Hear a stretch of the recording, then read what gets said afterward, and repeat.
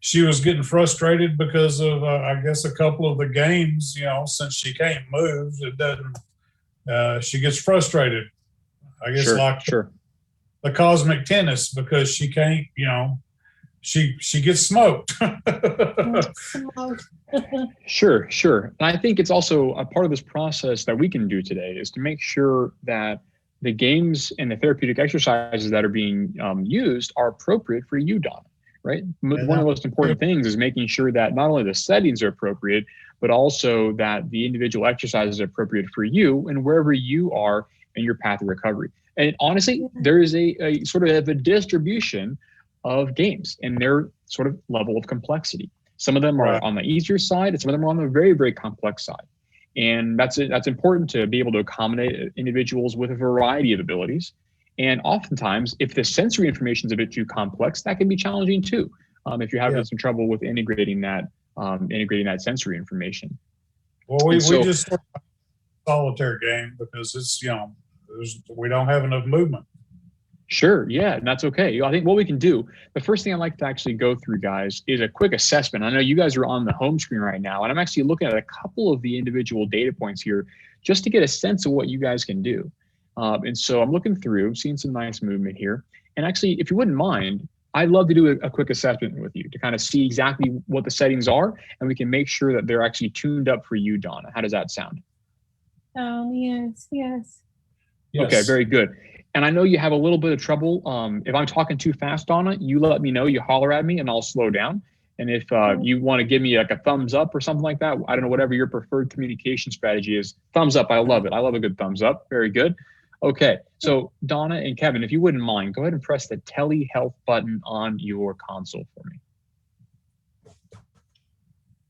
Okay, very good. And you guys can actually follow along with me in the Rehab Power Hour. We'll be sharing the screen so we can kind of peer in as a provider dashboard. So Kevin, go ahead and press the assessment button for me. And I will just give you guys I'll give you guys a quick orientation to what we're seeing here. So this might be a screen that you guys are not familiar with. Pretty simple. Left-hand side, you see a number that's kind of moving around a little bit, right? That number is kind of hovering around the -10. This number corresponds exactly to where Donna's arm is. So her right hand and arm is at about 10 degrees of flexion right now, 12 degrees of flexion. That's exactly what that is showing you on that left-hand side. In the center, you'll see that number is currently 0, and that's the amount of assistance that the Motus hand is providing. That number can go from anywhere from 0 to 100. And so this is how we actually develop some assistance to help Donna either initiate movement or amplify the movements that she does have. So we'll go through a 3-step process here, guys, and figure out exactly how much movement there is. And actually, you guys are mentioning that there's not a whole lot of active movement. Is that correct? Correct. Yes. Okay, and that's okay. And I will always qualify all these assessments with there is no right or wrong answer, right? It's just what you can do right now. That's the most important thing. And this will, as I said earlier with my conversation, is that there is an important idea of establishing a baseline that we can track progress. So we'll go ahead and do that. And so Donna, what I want you to do is I'd like you to try to move your hand down as far as you can into flexion for me. Try to go down as far as you can.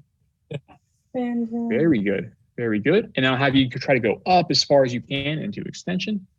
Very good. I'm seeing some movement there, actually, guys. It's jumping around a little bit. Yeah, you guys can actually see those numbers on your side. And this actually is really a nice sort of biofeedback for you to kind of understand exactly what kind of movements are there. Yes. Okay. So on my side, what I'm going to do now, I'm actually going to clear a couple of these things up on my side to make the data a little bit easier to see. But Donna, I'd like you to actually close your eyes. And I'm actually going to go through a quick step here where you're going to have the hand mentor, the Motus hand, actually move you through some range of motion. Okay. It's going to provide a little bit of assistance. And I want you to tell me as soon as you feel the Motus hand move you for the first time. Okay. Now you don't have to rely on the sound because it'll make a sound. It'll kind of give itself away. But try to be honest and let you know when you have that first movement of a feeling of movement. Okay. So you may feel that kick in here. Do you feel movement yet? And no cheating in using the audio. Be honest and let me know when you feel it move you for the very first time. Give him a thumb when you feel a movement. Yes. Exactly.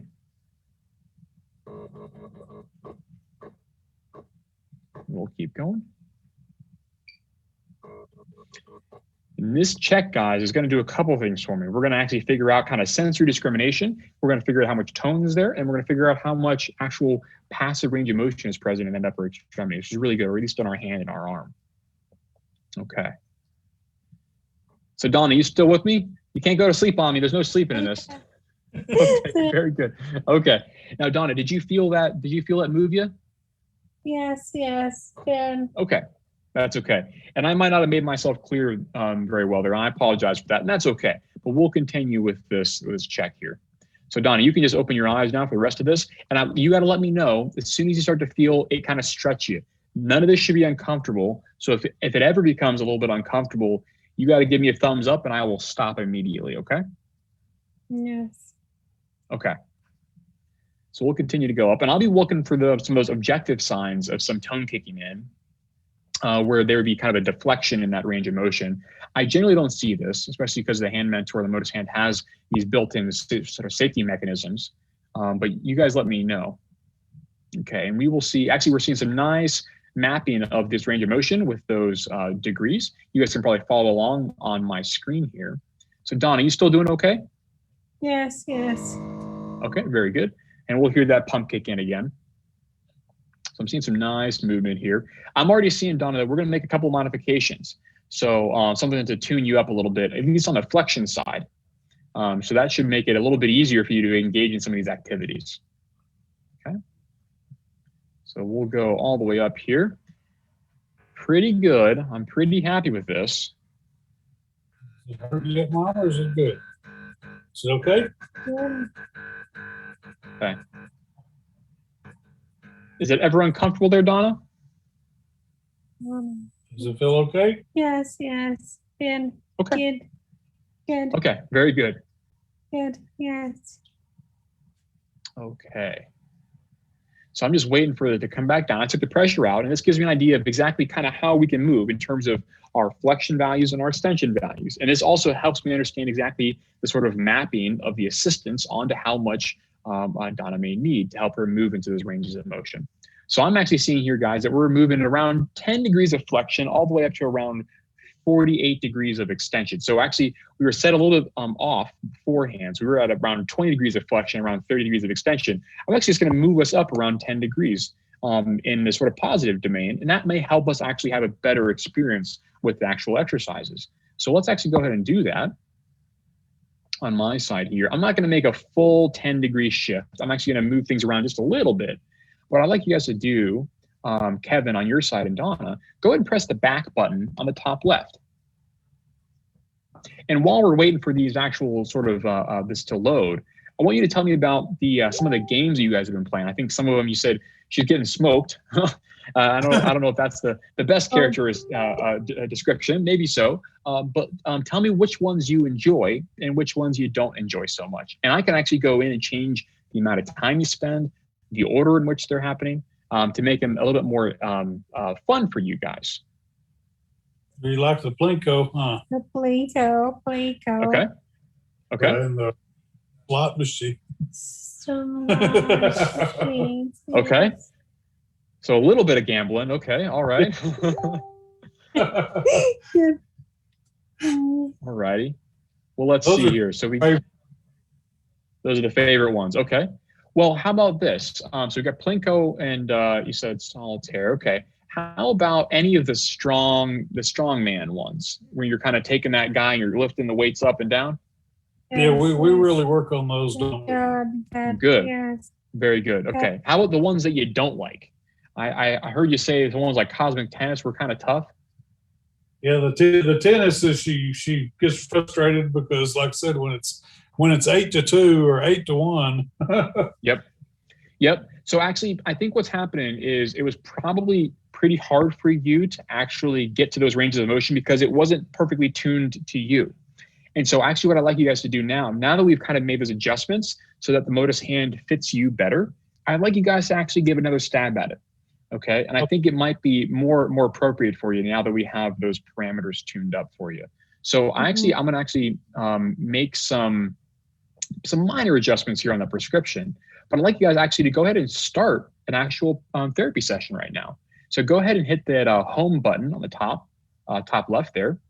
And then you can go ahead and hit begin therapy, and I will go ahead and make these adjustments.